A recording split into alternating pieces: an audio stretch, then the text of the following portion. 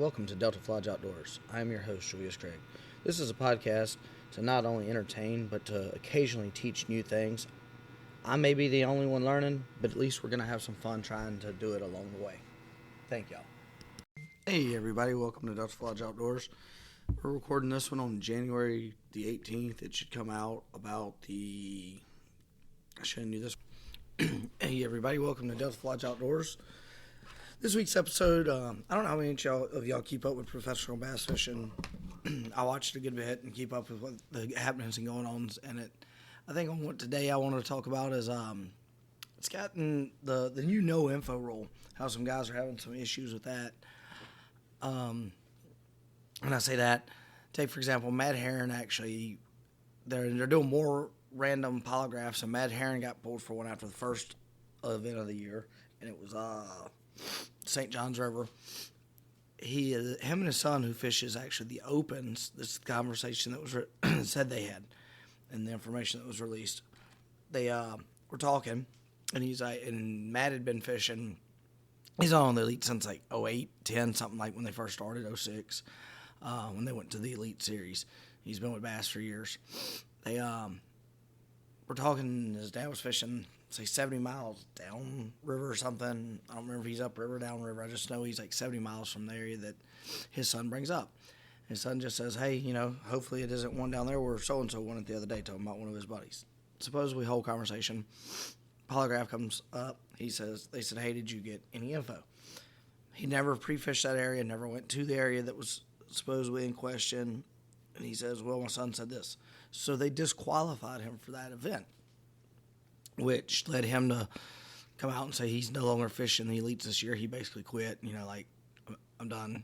And he released a video on that on his YouTube and everything, on his TikTok, not TikTok, Facebook. It might be on everything by now, but on his Facebook. So if you want to see exactly how he worded it, it's professional and everything. I've heard he's going to come out and say more later. He was just tired of the league and how things are.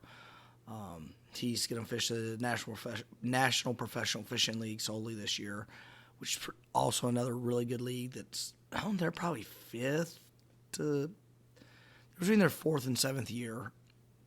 They're having a pretty good year this year. They actually banned forward-facing sonar completely. So you can't even, and that's a big thing in bass right now, where people are fighting that and everything. My theory with electronics, and I've done some stuff on forward-facing sonars on my own, and I've had some of the Elite pros actually come on and talk about it. And you might be able to see them on it, but it doesn't guarantee you're going to make them bite. So with that said, that leads him to quit. He's going to fish the National Professional Fishing League only this year. It's a pretty good circuit. I've looked into it, a little rich for my blood at the moment, to get on board with it. Then it leads me up to the next DQ for the series, for the tournaments. It's going to be Lake Okeechobee this week. Big favorite going into it, Scott Martin, the son of Roland Martin. You don't have to know fishing, you know who Roland Martin is. They've lived on Okeechobee, guided on it for years, have their big marina down there, everything. Scott doesn't guide, he does, like during this time frame, he stays his 30-day off limits. He does everything he's supposed to do. Well, while he was rigging his boat out at the arena, the Martin Arena there, somebody got talking to him, they got about water clarity and da-da-da, and he didn't shut the conversation down in time. And so got information. He turned himself in, self-reported. They disqualified him from this tournament. So he got disqualified for receiving information that he didn't exactly solicit. He kind of asked, well, what's the water looking like at so-and-so, is what he said he did. But when he did it, he went and told on himself, hey, I did this. Didn't intend on using the information because the information was 3-4 weeks old. So he self-reported and got disqualified. Matt Herring didn't report, didn't use the information, and still got disqualified. That leads me to the third thing that's come up and how they've had on the opens, for Bass Opens, at the Sam Rayburn event. I think the 5th place finisher is what they're saying. I've heard a couple different, anywhere from 4th to 5th, 6th place finisher. I'm not going to call names. I just know they drew a check. From all accounts, there was some rules not followed completely. They were fined $4,000, which means they still got to keep between like $8,000 and $12,000. And from all accounts, they kept their money and their points. So there's some people upset about how that was handled. And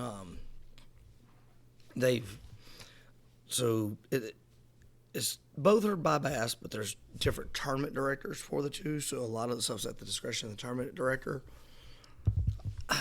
I think they've got the rule, and the angler for this thing, for the Sam Rayburn, from what I've heard, was actually disqualified from a tournament 2-3 weeks prior on a different location for something, maybe same location. I don't have exact time frame. So I don't know. I think if you're going to handle it, it needs to be the same across the board no matter what level it is, in my opinion.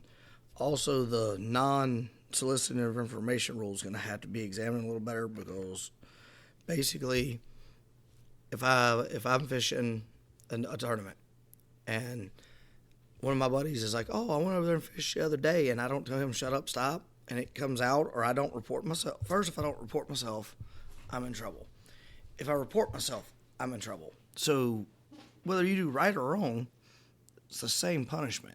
They're going to have to change something up and I'm not saying that it's a bad rule. I think there should be a no information rule. I think that there should be more clarification on that and how it's done, because, we're getting exaggerated a little bit, but if some random person started screaming on a bullhorn where there's 10 pros in a parking lot, information for the lake, would they all be in violation? How would that work? And not trying to give anybody any ideas, but I just don't. It's a hard rule to enforce, and it's too vague. So y'all's thoughts and opinions on that, let me know. So going forward, yes, they're going to have to make some changes with everything, and I'm curious as how, if it'll be in-season changes after the season, they'll just run it and see this year and see what happens. It's really got me baffled, just like I said, because I'm a big tournament guy and keeping up with the different things on it. I used to tournament fish all the time, and looking at getting back into it, hopefully next year, 2026 season. So just want to see what it is, see what y'all's thoughts are on it. Then that leads us into turkey season. Spring turkey season is about to pop up for a lot of the people. So with that coming up, how many of y'all are going to be in the woods turkey hunting and plan on doing some scouting or whatever? I think, like I said, next Thursday and Friday I should be in South Louisiana, part of the day Friday for a meeting. Thursday I should get in midday, and I'm going to meet with a buddy of mine, Brant, and we'll actually record a podcast or two together and go do a little scouting on some Louisiana public land there in the South Louisiana area, and check out something. But I haven't been on it in the area we're going to since January 21 or 2, February of 22. So it'd be 3 years. He's never been on it. I'm gonna take him and show him a few things. That way, like, there's some areas I think he could do decent on hunting, and since he's gotten into saddle hunting this year, so it'll be a pretty good area to go hunt. Doesn't get pressured a lot. It's not a crazy drive for him. It's something he could actually hunt once or twice a week, and I think he'll end up killing something off of it this year if we put the work in on it. I've done some e-scouting on it, and I've got some areas I want to check out, but I have literally walked part of it before, myself, Trapper and Hunter, and I have pins put in my hunting app. I use HuntWise, and been with them since the first iPhone. So got a lot of stuff saved to them. So we'll go there and hop on some stuff and look at it with him and see if we can get him an idea of what we think are going to be best for. He'll look at it now. We'll get on some stuff, then keep an eye on it and check it again in about September and see how much the patterns have shifted and go from there. I think he's got a good opportunity there. Then we'll once we move from our next setup would be him going to scouting probably by himself in September. Then hopefully our schedule lines up where I can get down there with him before then and hit it, or at least then, and check it out. April's coming up fast, and the reason I say that's when we put in for. We have 1 point apiece in Kansas. We're actually going to try to draw our tags this year. So our deer hunt this year, hopefully we have an out-of-state December 2025 deer hunt, which would be pretty cool and exciting. So other than that, I'll probably make a couple hunts on public land wherever I'm at, whether I'm hunting, whether I'm out-of-state working, or if I'm at home, I'll make some public land hunting trips, and we'll go from there. Hopefully we can get on the water some once we get the horses moved and situated. And we're about, today is the March 1st when I'm recording this. We're probably 15, 20 days out from hopefully starting having some baby horses. We should have foals hitting the ground according to our breeding date. It's like the calendar that 4-6s uses is 340 days, I think. Is what they go by. So from the breeding date of most of my of one for sure, but most of them, 340 days comes up to around March 14th or 7th to 17th, somewhere in that area. I don't remember exact, and I don't have it in front of me. So hopefully in a couple weeks I can throw some pictures out on the Facebook and all that of the new babies we'll have hitting the ground. Super excited about that. And that's where we're at. Look forward to hopefully y'all putting your 2 cents in on the happenings in bass. And then if you haven't heard of the MPFL, National Professional Fishing League, look them up. They if you like to watch, and they have their tournaments online. They show a lot of process. They show a lot too. And like I said, if you don't like forward facing sonar, if you're a fan of bass and watching it, or FLW, and you don't like theirs, start watching the National Professional Fishing League, because they banned front forward facing sonar. So complete change to that. That keeps it where you're actually seeing casting and probably more action of just movement. And so somebody constantly looking at a screen. I get both sides of it because I use it on mine. Once you dial it in, you can. Just because you can see the fish, though, doesn't mean you can make a bite. You might spend. It's no different than regular sight fishing. To me, in the aspect of, like, say, sight fishing, you're fishing for bedded fish, you're going to spend a while trying to make that fish bite. Well, forward-facing sonar, and you might not be able to make that fish bite, and you can see them with, sight fishing, a bedded fish. Forward-facing sonar, you're trying to get a bait down, like you can see them on the screen. You're trying to get a bait down to that level and aggravate them until they bite. So it's kind of just forward bed fishing at a different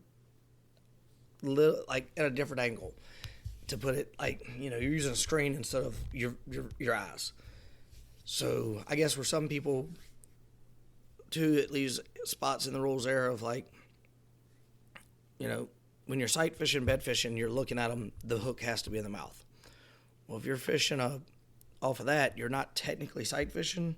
So if he sideswiped it and missed it, and it's a grapple, like a grapple hook on a crankbait or a spook or something, then he's still hooked and still a legal catch. So there's a lot of, there's a lot of different feelings on it.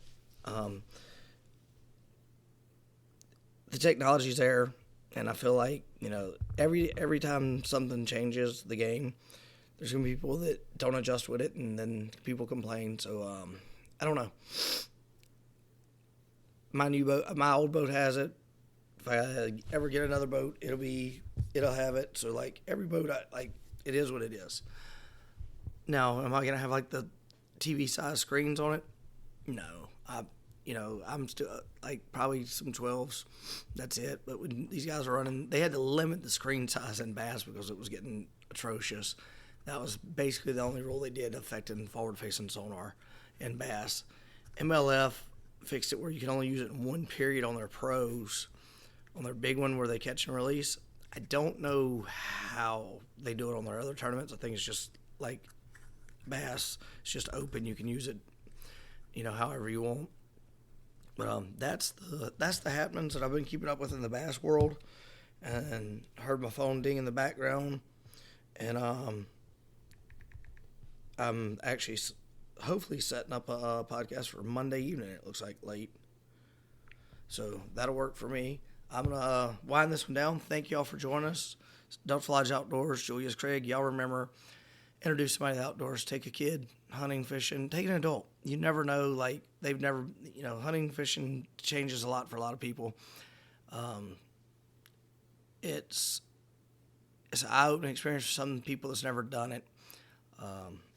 It's like, hopefully Brant sends me some pictures too, where we get some together on the stuff for this week when I get in, for next week when I'm in town, because I think him and his father-in-law and everything are on a guided catfishing trip in Toledo Bend right now.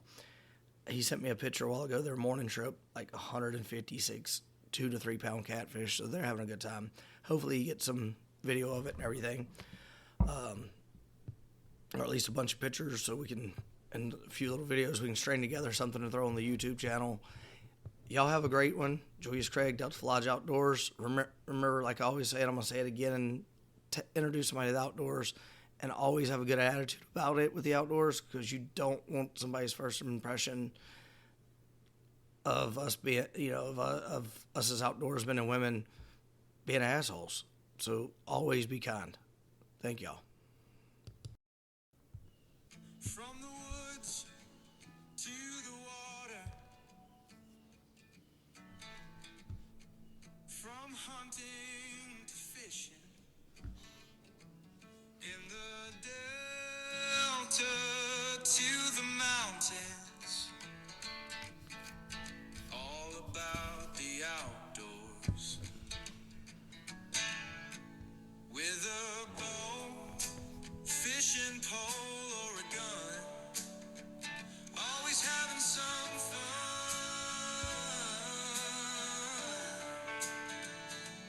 In the delta to the mountains, all about the outdoors.